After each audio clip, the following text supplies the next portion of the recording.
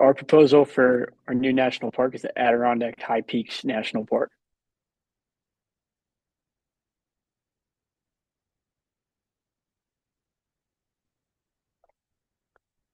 The location geologic setting of the Adirondack Mountains is northeastern New York, where it covers 9,100 square miles, stretching from Lake Champlain, Vermont to Old Forge, New York. It goes all the way up to the Canadian border, where it's closely related to the Canadian Shield, which is a plateau across northeastern Canada. The vast mountainous terrain was formed about a billion years ago during the Grenville orogeny. There's a continent-to-continent collision, uplifting rock, creating the dome that would eventually become mountains. It's been subject to millions of years of erosion and glaciation. Most recently was in the Pleistocene epoch, which is 2.6 million years ago to 11,000 years ago. This is all evidenced by the glacial valleys and glacial erratics that were left behind. Some notable features of the mountains are the exposed Precambrian bedrock, the glacial valleys, and it has 40 mountain peaks that are above 4,000 feet. And most notably is Mount Marcy, which is 5,344 feet.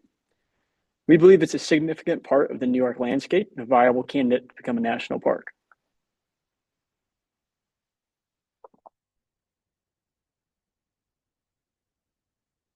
The next slide focuses on the Precambrian bedrock and the Adirondack high peaks. These rocks are over a billion years old, which makes them some of the oldest exposed rocks in North America. What's interesting about them is that they were originally formed deep in the Earth's crust and were later uplifted. So today we can actually study crustal rocks that are usually buried miles underground. Most of this bedrock formed during the Grenville orogeny, which was a major continental collision that helped assemble the supercontinent Rodinia. Adirondacks preserve that event really clearly. The photo on the left shows an outcrop of the Big Garnet and Fibulite, a common Precambrian metamorphic rock in the high peaks. The map on the right highlights the Adirondack Highlands, or the AH region. All the different colors represent various Precambrian rock units, showing just how widespread and well-preserved this ancient crust is. Having such a large exposed Precambrian rock terrain in the eastern US is actually pretty rare. Overall, the age, preservation, and scientific value of this bedrock meets the National Park Service criteria for national significance. It's a major reason why the Adirondack High Peaks are a strong candidate for national park designation.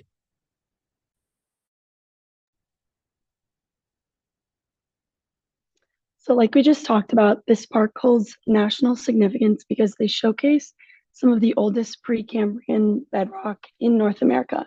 This offers a rare window into the early formation of the continent. This region is also shaped by dramatic glacial landforms, including classic U-shaped valleys and creeks that are carved by ancient ice. These features, along with the area's sharp granite peaks, make the high peaks one of the most geologically unique mountain landscapes in the eastern United States.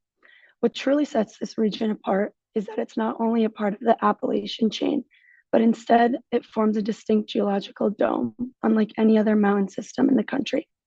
Ecologically, the high peaks protect rare alpine ecosystems that support specialized cold-adapted species increasingly threatened by climate change. Because these habits are disappearing elsewhere, the Adirondack high peaks serve as critical refuge, giving the region both scientific importance and urgent conservation value.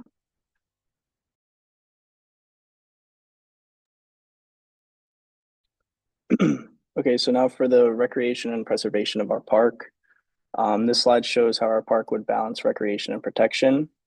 The Adirondack High Peaks would give people the chance to hike, climb, and also enjoy nature while protecting the environment. The alpine ecosystem in this area are very sensitive and are being affected by climate change. Warmer temps and more erosion are already starting to impact the land and plants. That's why this park is not just about outdoor fun, but also about conservation and learning. Visitors would have the chance to learn about glaciers, rocks, and how the mountains were formed over time. The park would also focus on keeping trails in good condition and protecting wildlife habits. Federal protection would help make sure the land is cared for long-term, visitors stay safe, and future generations can enjoy this park just like we do. These pictures show the visitor center, some climbers, and some hikers. And now this is our bibliography.